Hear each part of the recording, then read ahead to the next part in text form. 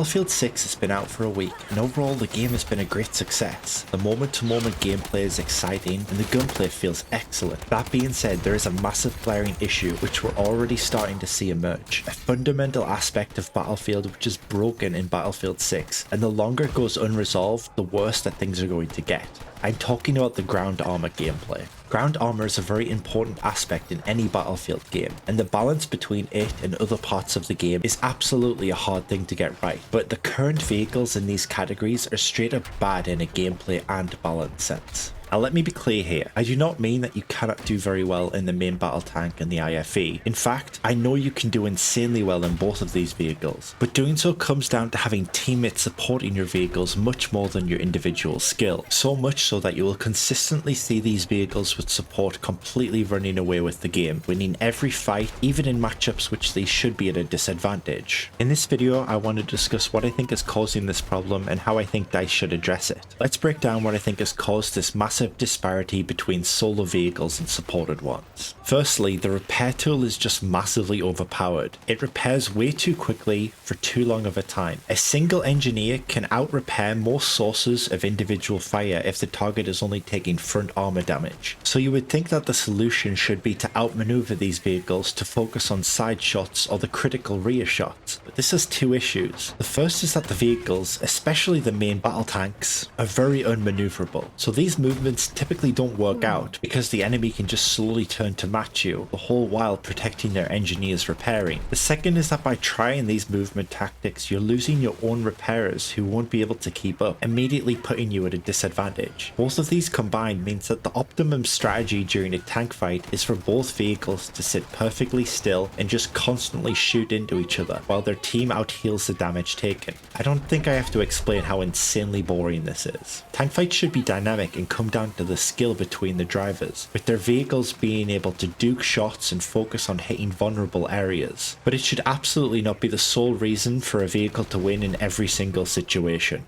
The IFE is just way too powerful, and I think the main reason that it's so dominant is that it is a global spawn point. It always has a fresh supply of infantry to repair it, so even if you're able to dispense with the first set of repairers, and you'll have to take plenty of excess damage to have pulled this off, a new set is already spawning on top of the IFE. Fights against stacked IFEs feel completely hopeless, like you're wasting your time even trying, since you'll never win unless they completely misplay. To top this off, the vehicle's the perfect vehicle for pushing an objective, since you'll have a constant supply of infantry flowing out of your IFE to capture any objective you decide to fight by. The main gun kills infantry in one direct hit, so engineers cannot get a single shot off against them, or if they're lucky enough to have one off, then they'll shortly be sent back to the spawn screen due to the high splash damage. Oh, and get a load of this horrible little feature. The guided missile combined with the second seat designator when used against aircraft cannot be countered by flares, so when you get a shot off against aircraft that are tagged, that aircraft is almost always going down. We already had this issue in 2042 when the IFBs first came out, and we fixed it. Why are we back here again?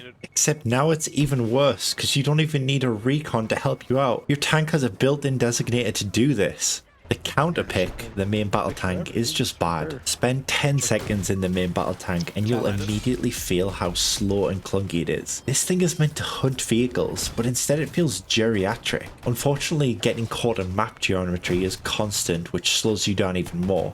Yeah, the vehicle has a boost function, but this has issues. You can only activate it once it's fully charged, and once it runs out, or most often cancelled, you need to wait for it to charge before you can use it again, all instead of being able to activate it when it's needed. And what's that? You think the main battle tank is clunky? Well kid, you've not seen nothing yet. Hit that boost button and see how completely impossibly chunky this thing turns now, making it so the boost is only really good for moving you forward. Conclusion? The boost cannot be used to outmaneuver vehicles. In addition, the turret turns so slowly, so by the time you've turned your turret to the left, tried to kill that RPG user, they've already repositioned and have another rocket ready for you. This means that in order to survive the enemy infantry and main battle tanks, you're completely dependent on having a good secondary seat user, since otherwise you get caught out too easily. Finally, the last nail in this coffin, the main cannon's damage is very inconsistent, both splash damage wise and against vehicles. And against IFVs, you cannot out-damage 2 engineers repairing it unless you're nailing rear shots. What does all of this amount to? Well, gameplay wise, IFVs supported by 1 or 2 engineers will completely run the show in most games, and this is only going to get worse as people get better and better in the IFVs, as they learn that they need to push slowly to negate any sort of risk to their engineers. Main battle tank users who are so low will resort to camping the map edges and will not move to try and counter the dominant IFVs, because it only takes a few engineers to be their frustrating end. Even with support, they'll likely avoid IFVs because fights against these vehicles is just a waste of ammo since they can out-heal your rounds.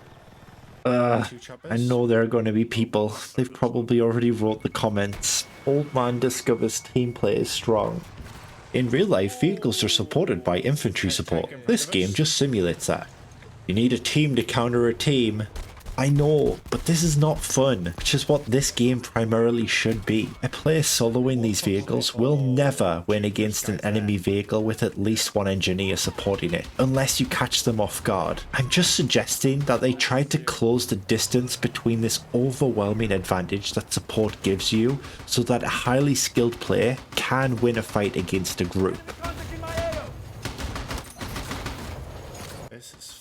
Fucking massacre. But what can DICE do about this? I think we should remove the IFV's ability to be a global spawn point. This means that the number of players on a team supporting it will be most of the time limited to the squad running the tank. When it comes to the repair tool, it needs enough for sure. And while I could say something simple like reduce the amount of healing done, that doesn't feel very satisfying for engineers who do like to support their vehicles. So alternatively, I suggest that repairs heal a sort of phantom amount, which replenishes the true health at a pretty decent rate over time. But if the vehicle takes damage while the phantom amount is present, that phantom heal amount is lost and the vehicle's health becomes the amount which the true value was when it was struck minus the damage inflicted. A quick example using some quick maths. Say a vehicle has 30 true health. An engineer starts repairing it, which begins adding this phantom heal to the vehicle. Let's say that they give it 50. The true health of the vehicle starts progressing up towards that 80 mark at a decent rate. Then at 50 true health, the tank is hit with a shot that does 40 damage. All of the remaining phantom healing is lost and the true health of the vehicle jumps to 10. The outcome of this means that for engineers, repairing is still very effective during the time between engagements, but during fights, it's better instead to focus on other methods of support. Tank fights no longer become slugfests between 2 stationary repairing vehicles, since you cannot count on these heals so much during combat. Yes, they still give you some small advantage, but provided that you're taking damage, these heals will be much less meaningful. Additionally, multiple engineers repairing can only increase the rate of the phantom health added. They cannot affect the rate at which the true heal is applied. Finally, they should make vehicles more maneuverable, which will allow for more interesting tank fights where movement and landing your shots on weaker areas of the armour, such as the rear, are encouraged in order to dominate enemy armour. This will increase the skill ceiling and provide a more rewarding experience for players who put the time in to get good with ground armour.